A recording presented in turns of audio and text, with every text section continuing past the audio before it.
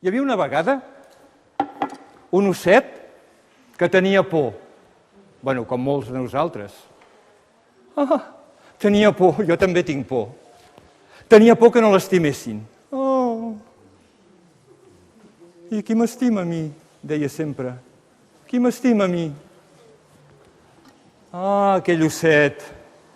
Era un osset tímid, petit, però tenia por. Por que no l'estimessin. Però llavors venia el lleó i li deia: no pateixis, osset, jo t'estimo molt. M'agrada molt la teva olor. Vine, vine. Ja veuràs com t'estimo. Però l'osset deia: no, tu no m'estimes. Tu no m'estimes, lleó. Jo sí que t'estimo, li deia la guineu. Vine, que et faré unes mossegadetes al coll. Ja veuràs com t'estimo, si t'estimo molt jo. No, em sembla que tu no m'estimes. No, em sembla que no m'estimes. Jo sí que t'estimo, li deia la serp. Vine, que et cargolaré, que t'abraçaré, que t'estrenyaré ben fort, ja veuràs com t'estimo. Quan un estreny fort, estima molt. No, jo et sembla que no m'estimes. No, aquesta manera d'estimar no m'agrada. Jo sí que t'estimo, li deia el cocodril. Vine, que et mastegaré. Ai, quines ganes tinc de mastegar. No, vosaltres no m'estimeu. Vosaltres se'n voleu menjar.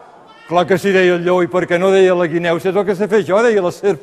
I tant, per això tinc dents llargues, deia el cocodril. És que jo vull algú que m'estimi de veritat. Algú que m'estimi de veritat. En realitat el que volem tots és algú que ens estimi de veritat. I en el món estem fent tot el que sigui perquè ens estimin de veritat. Sort que hi ha les mames que diuen: vine, osset, jo t'estimo perquè t'estimo. M'agrada molt la teva olor. Se'n menjaria petons. Vine, que et donaré una abraçada. Perquè jo t'estimo perquè t'estimo. I gràcies a que ens estimen perquè ens estimen, sense res més, podem créixer. I quan creixem ens fem grans. El que passa que de vegades tenim por. Tenim moltes pors, com és ara aquell nen, es deia Max, quan se sentia dolent. Clar, perquè nosaltres podem fer el que sigui, però de vegades ens sentim dolents. Jo a vegades quan tinc mal humor a casa em diuen: bueno, Pep, què et passa avui? Sembla que t'hagis llevat amb el peu esquerre i tinc com una espècie de duresa aquí en el pit, que fins i tot els grans en diem plexus solar. Vull dir que de tant en tant és com si ho tinguéssim com una pedra, dura com una pedra o un rosegó de pa sec. En Max feia dolenteries. Tenia allò aquí i sabia que tot el dia seria dolent. A l'escola el renyaven i deia: ja està bé, Max, què fas tu? Per què has de mossegar? I en Max mossegava i esgarrapava. Mira, Max, te'n pots anar, Vale, vinga. Aviam si vens més tranquil demà. I en Max arribava a casa i com que sabia que seria dolent durant tot el dia perquè tenia allò aquí, es disfressava de llop. Tenia la possibilitat de jugar a disfressar-se. I es disfressava de llop amb la seva cua, amb les seves ungles i feia dolenteries. Agafava un clau i un martell i clavava claus a la paret per fer-se una tenda de campanya amb les estovalles del menjador. I la mare li deia: ja està bé, Max, tu creus que has de fer això, clavar claus a la paret, si han pintat, què dirà el pare? Vinga, va, fora d'aquí. En Max llavors agafava un ganivet i una forquilla i perseguien en Tom, el gos de casa. Vine, Tom, vine, que t'obriré la panxa, que se'n menjaré, que et mastegaré, li deia. La mare d'en Max estava d'ell ja fins a dalt de tot i li deia: mira, Max, no et vull veure més. I tancava els ulls.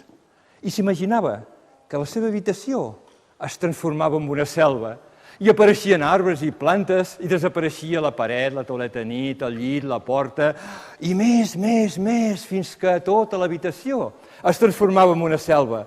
I en Max deia: ara vull que arribi un mar. I és cert, la seva habitació es transformava en un mar i apareixia una barca que deia Max, i en Max pujava damunt la barca, desplegava les veles al vent i se n'anava navegant per aquell mar, entrant i sortint pels dies, les setmanes, els mesos, les hores, els minuts, els segons, gairebé durant un any, fins que arribaven al país allà on viuen els monstres. Els monstres, quan el veien, li deien: vine, Max, vine, i li ensenyaven les seves ungles refilades, les seves banyes punxegudes, les seves dents esmolades, li deien: vine, Max, vine, que t'obrirem la panxa, ja veuràs que et mastegarem. Però en Max era tan dolent que amb els seus ulls grocs mirava fixament els monstres. I els monstres deien: Max, no ens miris així, que ens fas por. Ets el més dolent de tots. Saps què farem, Max? t'anomenarem el nostre rei. I així ho feien.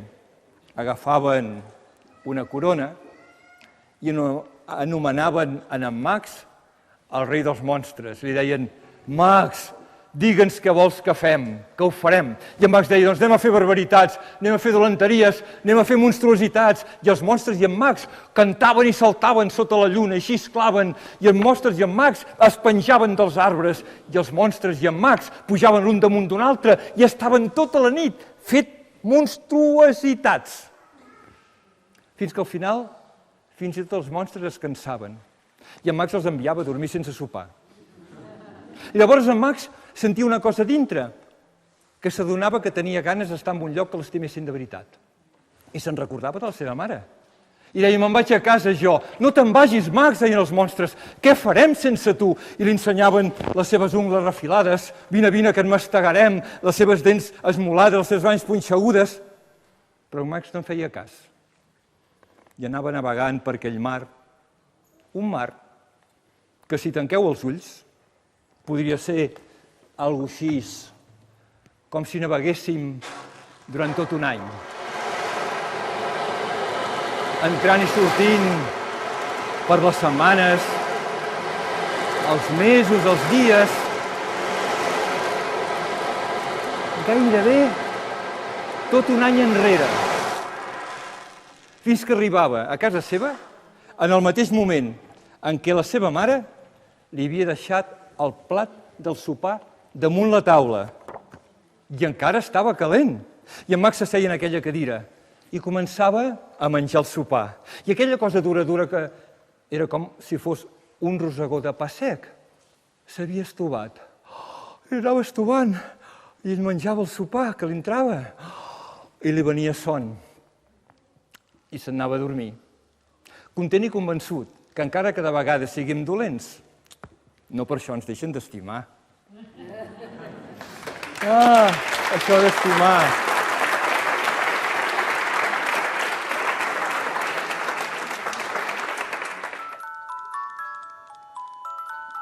Celebrem aniversaris.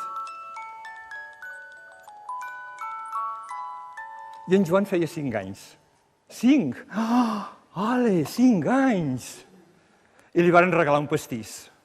Un pastís preciós, d'aquells que té 5 espelmes. I li van dir, Joan, bufa fort, però pensa que has de tenir un desig. I el dius en veu alta, si vols, I el Joan va bufar ben fort i va dir, per què he vingut al món jo? Què hi faig aquí? I el seu germà li va dir, per bufar espelmes, per això has vingut, i per complir aniversaris. I el gat li va dir, i ara no, home, no, al món has vingut a fer roncs, o potser per ratolins. Per això has vingut al món. I l'aviador li va dir, no, Joan, tu has vingut al món a fer petons als núvols. I la iaia li va dir que no, Joan, tu has vingut al món perquè jo t'amanyagui, et doni carmelos i t'avicí. I el rossinyol li va dir, no, Joan, tu has vingut al món a cantar la teva cançó. I l'home gros li va dir, tu has vingut al món a menjar bé. I el Tes li va dir, no, perquè un dia puguis i sàpigues comptar fins a 3. I el Soldat li va dir, no, tu has vingut a obeir. I el Gos li va dir, no ho sé, ets a la Terra, doncs, per bordar, crec jo, per bordar la Lluna, per això, ets a la Terra. I el mariner li va dir, no, a navegar per tots els mars i conèixer molts mons que hi ha a tots els indrets. I la Mort li va dir, no, Joan, tu has vingut a estimar la vida. Això has vingut? I la Pedra li va dir, no sé, ets aquí per ser aquí. I el pare li va dir, perquè la teva mare i jo ens estimem. I el jardiner li va dir, per aprendre a esperar. I el cec li va dir, per aprendre a confiar. I el forner li va dir, per matinar. I l'ànec li va dir, no en tinc ni idea. I la germaneta li va dir, ets aquí per estimar-te tu mateix. I el conill li va dir, perquè t'amanyaguin i t'acaronin. I el boxejor li va dir, per lluitar. I la mare li va dir, no, Joan, no. Tu ets aquí perquè jo t'estimi. Però, mireu, jo em faig tantes vegades aquesta pregunta que l'editor previsor ha deixat una llista perquè cada vegada que ens fem aquesta pregunta i ens surti una resposta l'apuntem. Perquè al llarg de la vida ens ho preguntem moltes vegades. I jo per què he nascut? per què estic aquí? I ho aneu apuntant. Hi ha una llista de coses i tindrem una llista llarga del per què hem nascut i per què ara som aquí.